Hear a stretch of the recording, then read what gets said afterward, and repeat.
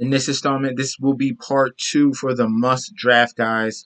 This is going to be the later round from 6 to round 10. Guys, you really need to key in on in your fantasy football drafts coming up. Let's get into it.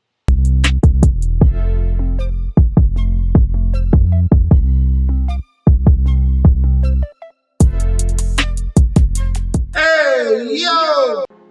Welcome back to the channel. It's your boy Chef D, and I'm here to give you the winning ingredients for your round 6 through 10 must draft guys for your fantasy football drafts upcoming. Before I deep dive into that, don't forget to like, comment, and subscribe to the channel. Make sure you follow me at Instagram and Twitter at MetsNetJetsD. Don't forget about the TikTok at Chef_D91, and don't forget about the Patreon if you need more DFS, betting, and fantasy football advice.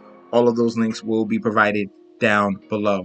The guy you need to key in for on round 6 for this year will be Dalton Schultz, tight end number 3 last year, 2021. Current ADP now is 71.7. Something's not adding up right here. The fact that he was tight end 3 last year and the fact that it's not equaling to his current ADP right now on Underdog. I get it. Kittle, Waller, Pitts, Kelsey. I understand that situation, but the fact that Dalton Schultz was tight end number 3 and he was receiving high volume of targets is something that you should consider at an earlier rate. If you're really looking for tight ends that are going to have that type of upside, that can provide over 100 targets and 60 to 70 receptions, if they're going to provide over 5 touchdowns or 800 yards. That's what Dalton Schultz did last year. As you can see, 78 receptions, 104 targets, 808 receiving yards, and 8 TDs.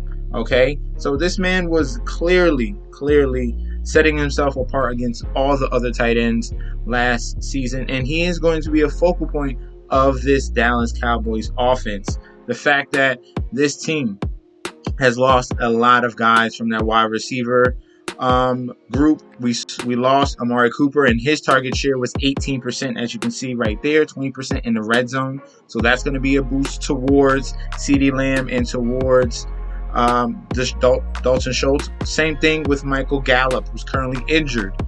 He had a target share of 16% with a 13% in the red zone. Not only did they lose those 2 guys, they signed James Washington, who's supposed to be the number 3 wide receiver, and now he is hurt. So this Dallas Cowboys offense is literally down to 2 people receiving wise, other than Tony Pollard and Zeke. The 2 main guys that are going to be running majority of routes will be CeeDee Lamb and Dalton Schultz. So you really need to key in on him in that 6th round. Look at what he saw in his target share last year, 16%. We already saw 34% of targets gone and left from the team right now and not currently on this roster. Well, they're on half of it is on the roster, but currently not able to play. So I see him with a top 10 target share this year. His target rate should go up from 22%. He's probably going to get a top 10 target rate this year as well. And the key component here for tight ends is he's getting slot snaps. We saw what was able to do for Mike Gesicki. Same thing can happen for Dalton Schultz. Nice, easy, simple routes for Dalton Schultz. And it was lining up perfectly with Dak Prescott. Every time Dak Prescott was in trouble, he'd find a safety valve in Dalton Schultz right in the middle of the field, check the ball down to him, and he's creating after the catch. So pretty much almost top 15 across the board from Dalton Schultz from last year. I think he's going to take another step up this season. So he's someone you really need to key in on. And the ADP is not right now. He should be going a little bit higher because the upside is there for a really decimated wide receiver core for the Dallas Cowboys. For round 7, the guy you need to watch out for and you need to go get in round 7 after the main guys at quarterback are going off the board. You could even wait a little bit later if you want to be 100% honest, but this is a perfect spot for Joe Burrow. All right, money making Burrow. I'm making them nicknames for Joe Burrow this year. Okay. This man, cool, calm, and collected. Best comparable to Andrew Luck. QB8 last year in 2021, and that was coming off of a torn ACL, okay? They really didn't ramp him up until the second half of the season. So we really saw a real nice eclipse, a nice trajectory going up for Joe Burrow in that second half, and it really rolled over to the playoffs, and that's why they had that big stretch run. All right, so ADP is 75 right now. This is an absolute steal for someone that can finish top 5 at the quarterback position. All right, provides a tiny bit in the rushing department. That doesn't really matter. But what you need to focus on is that he has T. Higgins, he has Jamar Chase, he has Tyler Boyd, he has an upgrade at tight end with Hayden Hurst. Everything around him is looking great. Joe Mixon, Chris Evans as the backup. All right, he has weapons galore. But the key component, the reason why I think that, I know that Joe Burrow will take it to the next level this year is because of the offensive line. All right, the offensive line is the biggest thing for Joe Burrow. You want to know why? The reason why the offensive line is so big of a thing for him is because he was the most sacked quarterback last year with 51. All right, this team that made the Super Bowl, all right, gave up the most sacks to their starting quarterback. That doesn't usually mesh. That never comes together. All right, what they did in the offseason, getting Alex Kaplan, getting Jonah Williams, bringing over Lyle Collins. They got Ted Karras. Everything is solidified on this offensive line now. They have a top-tier offensive line for their young quarterback prospect, and he's going to have time to throw to Tyler Boyd, Jamar Chase, T. Higgins, Hayden Hurst, Chris Evans, Joe Mixon. He's going to have a ton of time to get the ball out of his hand to his playmakers so they could create points for the team and for him for fantasy points. It's going to be a beautiful thing, and you can get Joe Burrow in round 7 as an absolute steal. Next up in round 8, the hottest player right now, other than George Pickens, is Damien Pierce, rookie running back for the Houston Texans. All right, Houston Texans did get a little bit usurped when the Jets went up and got Breece Hall, so they waited a little and settled with Damien Pierce, and they look like they have a gem right here that's comparable to Chris Carson. He has been jumping up ADP boards in underdog, and in round 8, I think this is a perfect area for him.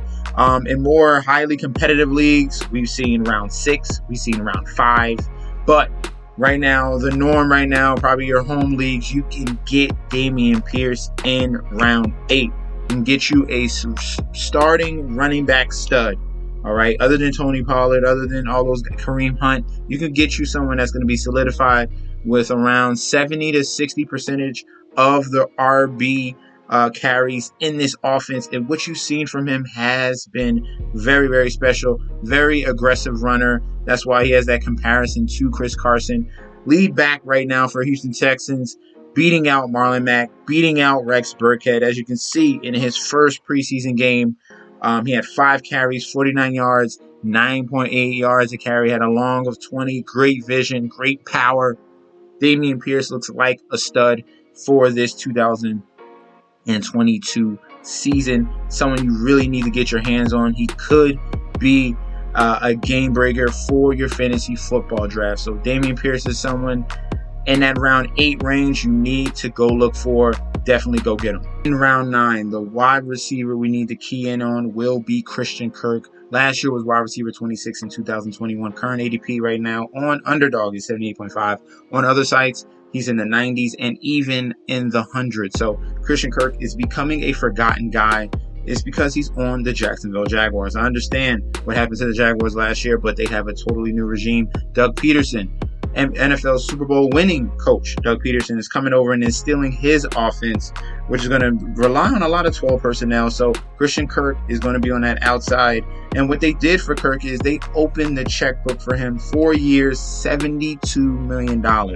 Highly paid wide receiver right there. They're not going to just give him that money and not utilize him, all right? He has a ton of potential this year and someone that's becoming a little bit of a sleeper. If we're looking at his results from last year, 103 targets, 77 receptions, 982 receiving yards, 1,158 air yards, and 5 touchdowns. So we saw a little bit of upside on that Arizona Cardinals offense as the number 2 wide receiver behind DeAndre Hopkins. And in some occasions, Christian Kirk was that number 1 wide receiver. Now, obviously, the Jaguars saw that potential, brought him over and paid him a lot of money, okay? They overpaid him, essentially. But there is a ton of upside. And when you're in round 9 and you're looking for someone that has the ability to get 70 to 80, maybe even 90 catches in this offense, Christian Kirk is that guy for you. All right. While you're looking at wide receiver 3s and wide receiver 4s off other teams, Christian Kirk is the number 1 wide receiver on the Jacksonville Jaguars. Trevor Lawrence will key in on him, and they're going to open things up with that 12 personnel and put Kirk in situations where he can come down with the ball. And he is best comparable to Stephon Diggs, all right? That's because he runs a very, very good route. Mainly was the slot guy for the Arizona Cardinals, but he's going to be stepping out, becoming that wide receiver, and he's going to be that number 1 guy for the Jaguars. I love him for this year, especially at his current value. Definitely go get him.